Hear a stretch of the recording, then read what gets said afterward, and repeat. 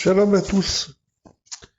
Il y a entre Rosh Hashanah, le jour du Nouvel An, et le jour de Kippour, 10 jours. 10 jours. Et le jour de Kippour, les sages ont déduit qu'il y avait 5 interdictions. Ça se trouve à la fin du traité de Yoma. En réalité, étant donné que le premier homme a fauté et qu'il a été chassé du jardin d'Éden, de ce fait, on se retrouve de facto en dehors du jardin d'Éden, et comme le jardin d'Éden était entouré de 4 fleuves, on se trouve sur la rive extérieure. Donc, et pas sur la rive intérieure. Donc, quand la Torah parle, elle parle pratiquement toujours sur la rive extérieure. Ce qu'on appelle, dans un autre langage, dans la convention d'écriture ou dans la Kabbalah, le petit visage. Et pas sur la rive intérieure qui est vue comme étant plus proche, donc le grand visage. Donc aussi les sages, quand ils parlent que sur une rive. Donc par rapport à ces 5 interdits, si on les inverse, on trouvera les 5 principes qui mènent à la vie. Mais ça, c'est un cours qui a déjà été fait et je ne me répète pas. Donc, ce Yud, puisqu'il y a 10 jours, donc comme un Yud, qui est la 10e lettre de l'alphabet, par rapport à Rosh Hashanah, il met 10 jours à descendre pour rencontrer donc le premier et du nom d'Hachem. Et ils se rencontrent pendant le jour de Kippour. Cette obscurité qui a enfanté quelque chose, qui a été purifié, nettoyé, le jour de Kippour, on le lave, comme un enfant qui sort du ventre de sa mère. C'est ça qui est sorti. Donc on l'a nettoyé comme on pouvait, à travers les cavanotes du chauffard. Le Baal Toker, le maître du mouvement, a fait ce qu'il a pu pour pouvoir le nettoyer le plus possible. Et maintenant qu'il est sorti, qu'on connaît sa mesure, c'est ça qu'on appelle son jugement, comme on l'avait dit, on peut le nettoyer, on peut le laver. C'est ça le principe de Yom Kippourim, qu'on purifie une chose. Et maintenant, cette chose qui est purifiée, qui a été nettoyée, c'est comme un enfant que l'infirmière nettoie. Et à partir du jour de Kippour jusqu'à la fête de Sukkot, il y a encore 5 jours. Finalement, il y avait 5 interdits à Kippour. Il nous faut par rapport à cela 5 jours pour se préparer à la vie que l'on va avoir pendant Sukkot. 5 par rapport à 5, une résonance. Et à ce moment-là, on peut rentrer dans la Soukha. On peut être en résonance avec le ciel et la terre, 7 jours de Sukkot. Comme il est marqué dans la Torah, le ciel est Hashamaim, 7 lettres, et la terre, 7 lettres. C'est l'un qui reflète sur l'autre. Mais on ne peut saisir l'un par rapport à l'autre que par rapport à une ombre, que par rapport à, ici dans le cas de la Soukha, le toit de la Soukha, qui est censé amener l'ombre du ciel. Parce que l'homme est créé Betselem. Tselem, ça veut dire quoi? Tsel, du même, à l'ombre du même. L'ombre du même, si on retourne la lettre en Advash, donc justement, son ombre ou sa lumière, on obtiendra un Yud. Et ce Yud-là, qui est descendu depuis le chauffard, qui est passé par Yom Kippourim, ne peut recevoir que s'il a son ombre, parce que c'est ainsi que les choses ont été créées. Mais ce n'est pas l'objet du cours d'aujourd'hui, donc je ne vais pas m'étendre sur ça. Et donc, la question qui se pose ici, puisque c'est en relation avec le nom d'Hachem, on ne voit pas de Vav. Il n'y a pas de Vav. En réalité, dans les règles de la sophrute, de l'écriture, le Vav est censé avoir la mesure de 3 Yud. Or, ici, il y a bien 3 étapes. Il y a ce Yud qui descend, première étape. Il arrive dans le jour de Kippour, deuxième étape. Et du jour de Kippour jusqu'à Sukkot, c'est la troisième étape. Il ne fait que descendre. À ce moment-là, il a créé son vêtement. Le Vav n'étant ici que le vêtement du Yud, et tout ça on l'avait déjà dit. C'est ça qui est représenté par le loulav et les quatre espèces qui ressemblent justement à quelque chose de droit à un Vav. Or, le shofar, c'est lui-même un Vav. C'est lui-même un Vav. Mais ce qui en sort, le son du shofar, le kol, là aussi si on retourne les lettres de kol, on obtiendra Kad, comme le Kad à la Maboa, la cruche vers l'amphore qui est liée à la corde d'argent. Comme les quatre vertèbres dans l'homme, qui sont son pilier central, qui ont une indépendance. Les quatre harmoniques, les 24 heures que l'on a dans une journée. Or ici, c'est ce Yud qui est descendu, ce son du shofar, qui est rentré maintenant en résonance dans l'homme. Et maintenant qu'il est en pleine résonance dans l'homme, c'est ce que l'homme va en faire sortir avec son loulav, et qui va pouvoir projeter dans les différentes directions, dans les 6 directions, afin de préparer la route vers laquelle il va aller, vers laquelle sa bracha, sa bénédiction va descendre du ciel. Vous savez, l'ensemble des fêtes de Tishri, elles s'incluent dans le premier verset de la Torah, le titre général. Au début, Dieu créa le ciel et la terre. Bereshit bara, on l'avait déjà expliqué, ça correspond à Rosh Hashanah, la 10e lettre ensuite, Elohim vers la mer, vers l'eau, c'est Yom Kippourim. Ensuite, Et Hashamaim, le ciel et la terre, c'est Sukkot 7/7. En ce qui concerne Shmini Atzeret, il y a une discussion dans le traité de Souka. Pour le faire bref, je dirais qu'il y a un des Tana qui ramène l'idée que ce qui n'a pas été fait à Sukkot peut être fait à Shmini Atzeret. Bien évidemment, tout le monde lui répond, ce n'est pas possible, il n'y a pas de Souka. Mais ce n'est pas ça l'idée. L'idée qui est développée, qui est allusionnée, on va dire, c'est qu'à Shmini Atzeret, comme c'est le 8e jour, on est capable de revenir vers la mer. Bara Elohim Yaviletr. On est capable de quelque chose qui n'aurait pas été fait. C'est juste ça. Exactement, il y a aussi la même discussion dans le traité de Souka. Et combien de repas on doit prendre dans la Souka? Bien évidemment, il y a un avis qui dit 14, on me dit non, finalement, c'est l'essentiel, c'est le premier repas, mais parce que de manière générale, il y a 14 harmoniques. Et de manière particulière, il y en a 24. C'est juste ça qui est allusionné. Ça veut dire qu'il y a pendant la fête de Sukkot une capacité à révéler quelque chose. Donc tout s'inclut dans la première phrase. Et après? C'est ça la bonne question. Et c'est ça l'objet du cours. Et après? Eh bien après, donc après Shmini Atzeret, si on continue de lire l'œuvre de la création du monde, qu'est-ce qu'il y a marqué? Et la terre était tohu vabou, chaos et désolation, et le souffle de Dieu planait à la surface des eaux. Vous voyez qu'ici que la phrase commence avec un vav. C'est le fameux vav qui était le shofar. Et ce vav qui est le loulav dans la soukha, il est ici. Et vous savez que dans les règles d'écriture, il y a 2 sortes de vav. Il y a le vav à ribour et le vav à hippour. Il y a le vav qui amène une union, comme on dirait en français, et ceci et cela, il amène un lien.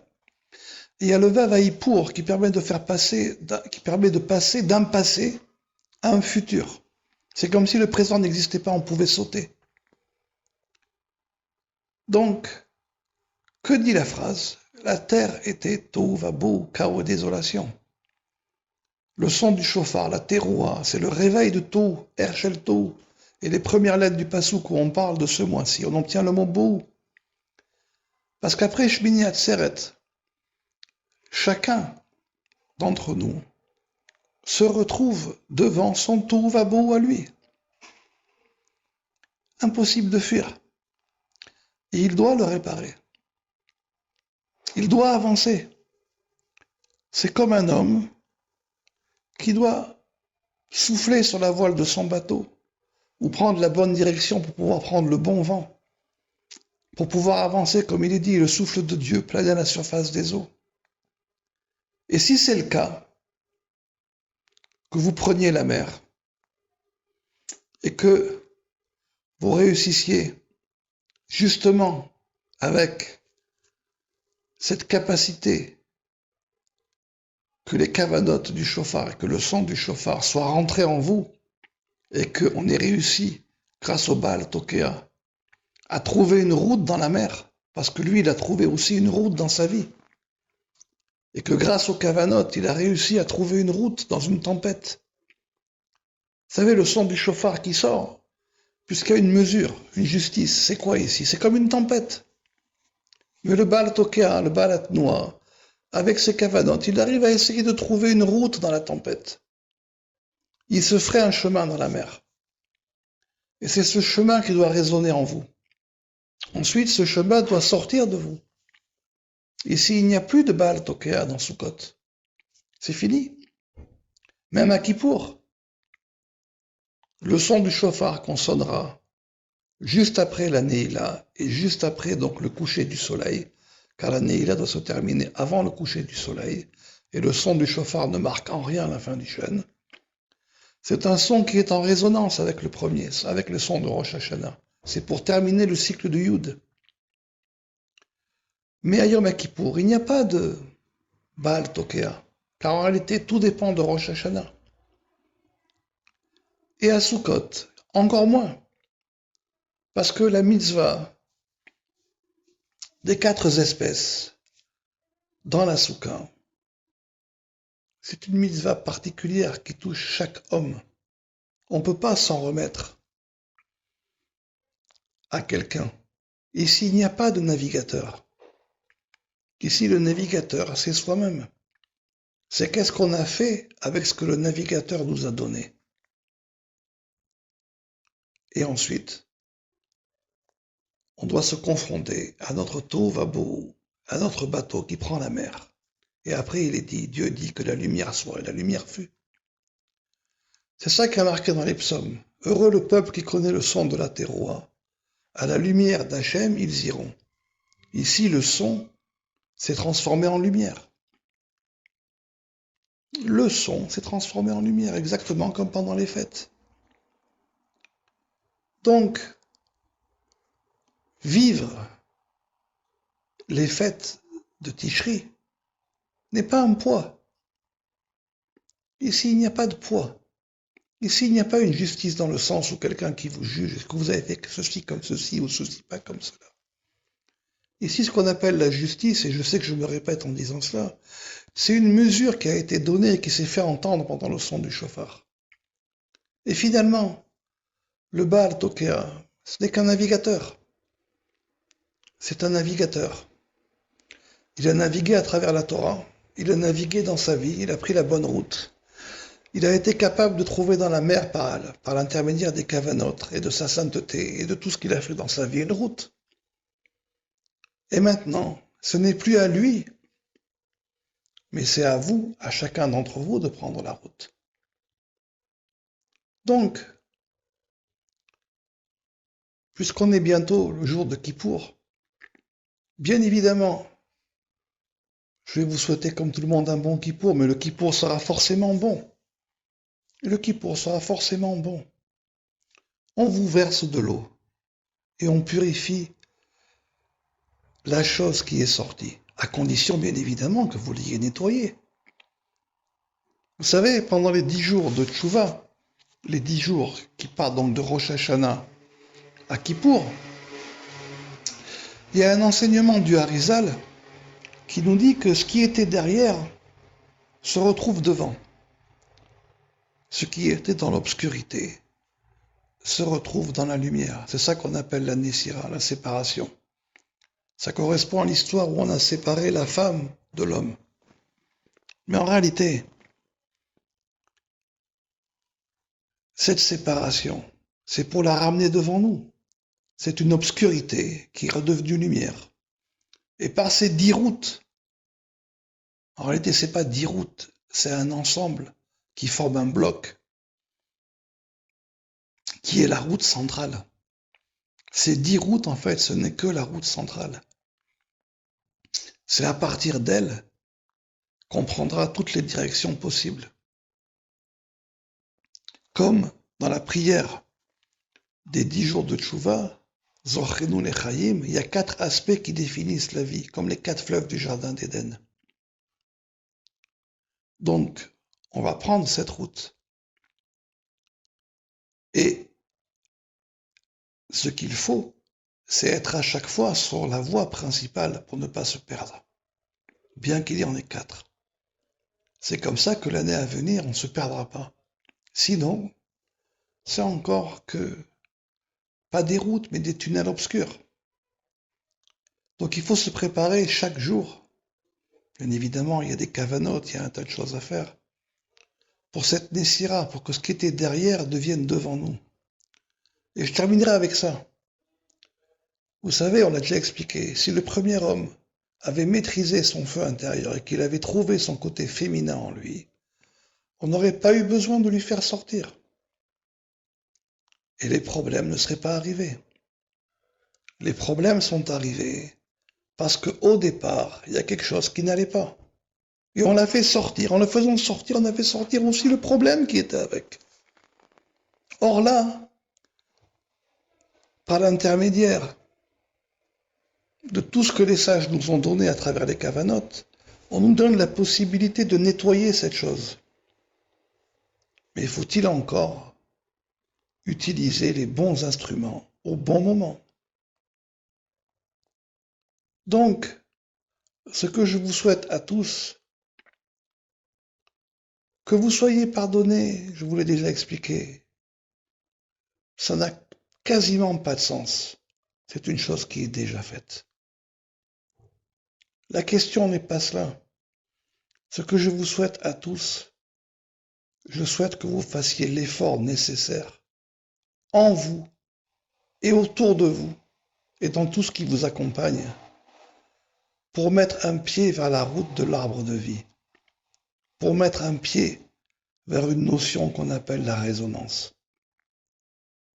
Et bien évidemment, cela ne peut se faire qu'en dehors de toute dualité. L'homme qui a fauté dans l'arbre de la connaissance du bien et du mal. Comme dit le Zohar, ce n'est qu'une parabole, ce jardin d'Éden n'a jamais existé. Ce n'est qu'une métaphore. Pourquoi? Parce que les aspects de la dualité sont tellement nombreux que l'on ne peut pas les compter. Et lorsque la Torah utilise une métaphore, ou bien lorsqu'un sage utilise une métaphore, c'est parce que son application est tellement grande qu'on ne peut pas la limiter à un champ d'application, une application donnée, limitée. On est obligé d'utiliser une parabole. Donc, pour cette année à venir, et pour cette fête de Kippour qui vienne, que ce Yud, vous l'ayez en vous, que ce son du chauffard puisse réellement résonner, que vous vous soyez donné les moyens d'aller vers un vrai Baal Toker, un vrai Baal Mikaven, afin qu'un vrai son puisse résonner en vous, afin que ce hé dans lequel va s'habiller ce Yud, ces 5 portes, puisque le hé c'est 5, voilà pourquoi les sages ont déduit qu'il fallait faire 5 prières, que ces 5 portes puissent réellement être autour de vous, qu'à partir de ces 5 portes, puisqu'il y a un centre, vous puissiez vous retrouver à l'intérieur de la soukha pendant 7 jours complets. Chol HaMoed n'est pas ne sont pas des jours pour travailler. Ce sont des jours pour pouvoir résider dans la soukha. Ce sont des jours pour utiliser notre loulav, nos 4 espèces, afin de les diriger dans toutes les directions, 3 fois dans toutes les directions, afin que nos routes puissent être de réelles routes et pas des tunnels et pas de l'obscurité. Voilà ce que je vous souhaite. Mais ce que je vous souhaite, c'est que vous vous en donniez les moyens.